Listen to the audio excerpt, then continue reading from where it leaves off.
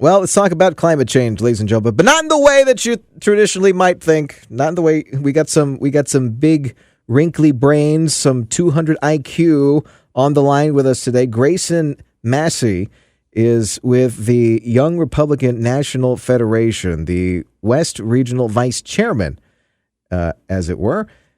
And he's got an article in the Washington Examiner. To win younger voters, Republicans should offer original climate change solutions. Now, here's the thing. I had a very long monologue yesterday talking about, hey, the GOP has got some problems in reaching younger people because we don't know how to talk to normal people. We have there's this lexicon of speech that we've got, and we kind of stick to that bubble. We tend to stick to that.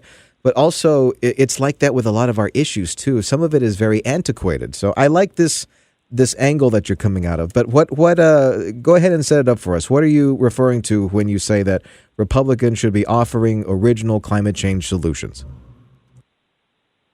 Yeah, Zach, thanks for having me on this morning. You know, as a young Republican leader, I can tell you that young conservatives, broadly speaking, want to see the party take an approach that is going to curb, just candidly, left of center Democrats fear mongering on climate change.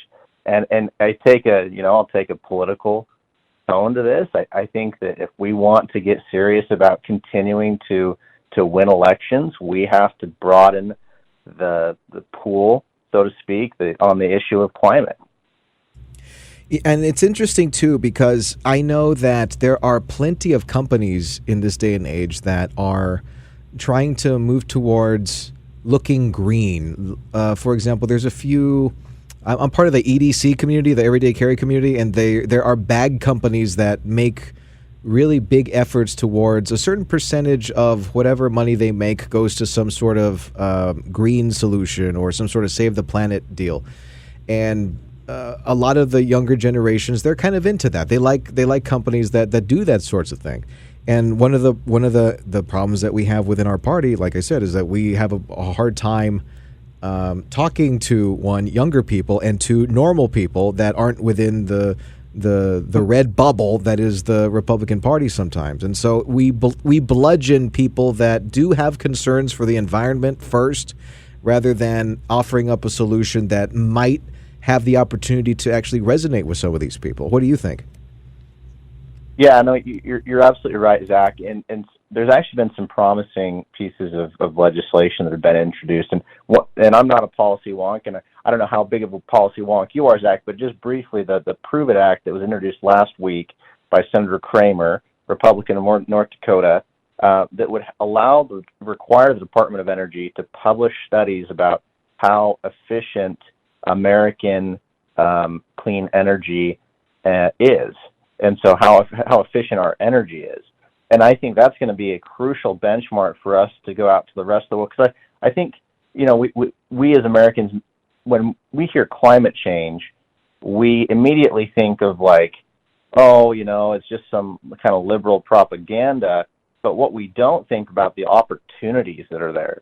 The United States of America produces some of the clean. Well, we think, and from the data we have, we believe that it shows that we have the cleanest sources of energy anywhere in the world. But with that, we also have some of the highest regulatory burdens of any country on earth when it comes to our energy production domestically.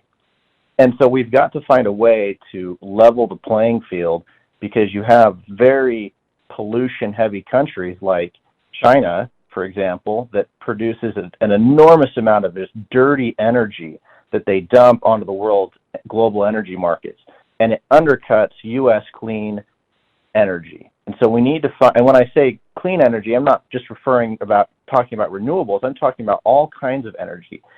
Oil, gas, all of those types of energy are produced cleaner and more efficiently here in the United States. And so we need to find a way to determine how clean American energy is and how dirty foreign polluters are, so that we can have a competitive advantage globally when we sell our products in the global energy markets.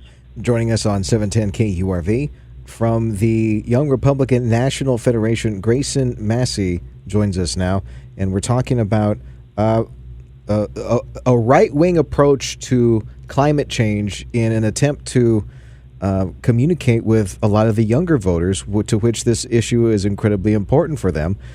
And like I had mentioned earlier, it's like the knee-jerk reaction within the party whenever you bring up touchy issues like LGBT or climate change.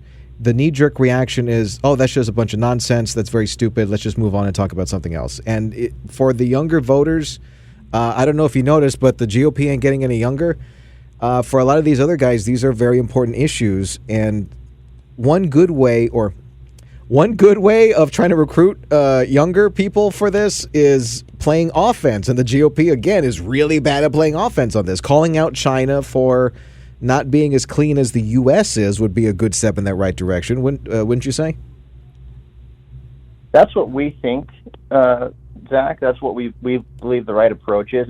And listen, you know this as well as I do, Zach. When you talk about climate change, what you're really talking about is energy, because the two are so intrinsically tied.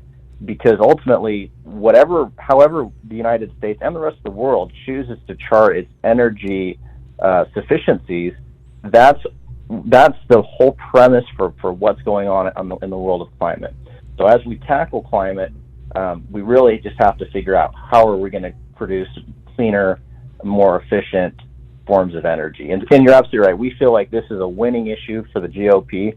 We've sometimes sat on the sidelines, it feels like, but that has long changed. You know, there's new leadership in the House and is coming to realize that we need to have a forward-thinking plan, and we believe that holding China accountable, reinvigorating the American manufacturing base by being competitive with these foreign polluters like China, like India, that are still industrializing, they're still growing.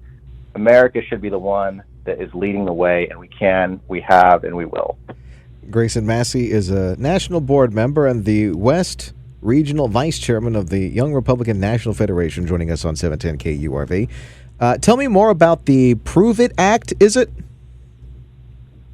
Yeah, that's exactly right, Zach. And yeah, as mentioned, introduced last week by Senator Kevin Craner, of North Dakota. And again, it would require the Department of Energy to publish a study identifying the average emissions of certain products that are made in the U.S. comparative to those that are made overseas. So basically gauging how pollution heavy American manufacturing is vis-a-vis foreign emitters like China and India. And I think that's going to be a helpful benchmark for determining what products can the United States make more clean and can do so more efficiently. And I think that's going to be a surprising result. We already have some data that supports that the United States holistically outperforms in almost all categories for clean energy, more efficient and cleaner forms of production than other countries do. So we're really excited about this. It's going to be a 2-year piece of legislation that's going to be enacted, and then thereafter they'll continue to renew this moving forward. But we feel like it's a step in the right direction. I absolutely agree with you. If you were the guy that's doing the elevator pitch, how would you pitch it to the old guard within the party to get them on board, and how would you pitch this to the younger crowd to be like, hey, listen, we actually have some climate change solutions here, and the world is not as doomed as you think it is, and if it is, it's not our fault, it's China's fault? Yeah, no, I think that's a great question. But yeah, my elevator pitch would be, young conservatives would like to see our party take the lead on issues affecting American workers, affecting American manufacturing, that this candidly has been decimated over the past 50 years from low-cost production in foreign countries. And we'd like to see the world hold the the U.S. hold China accountable for this pollution. Where can we get more information? Go ahead. Sorry. No, that's fine, Zach. That would be my elevator pitch to the next generation, that we want to reinvigorate the American manufacturing base, and we can do so by creating more American jobs here. Where can we find out more information on the Prove It Act and more about you guys over at the Young Republican National Federation? Yeah, there was several helpful pieces. One on the Prove It Act. One was published by the Climate Leadership Council. I'd encourage anyone that's interested in learning more about the Prove It Act to visit the CLC, climateleadershipcouncil.org. And then for more information, if wanting to get involved, the Young Republican National Federation has chapters all across the United States and all 50 states. Please visit www.yrnf.org. I tell you, for more information. The GOP really needs more solutions like this if they're going to expand into that demographic of 18 to 29. I'm telling you. And it just feels like they're very rigid on issues that are very important to the younger generation. At the very least, just be like, listen, if we're going to talk about this issue, here's how we would do it. And they're reluctant to even do that. So I appreciate stuff like this. And thanks for bringing it to our attention, Grayson. Appreciate it. Grayson Massey is a national board member and the West Regional Vice Chairman of the Young Republican National Federation, joining us on News Talk 710 KURV. I'm Zach Cantu, filling in for Sergio Sanchez on The Sergio Show.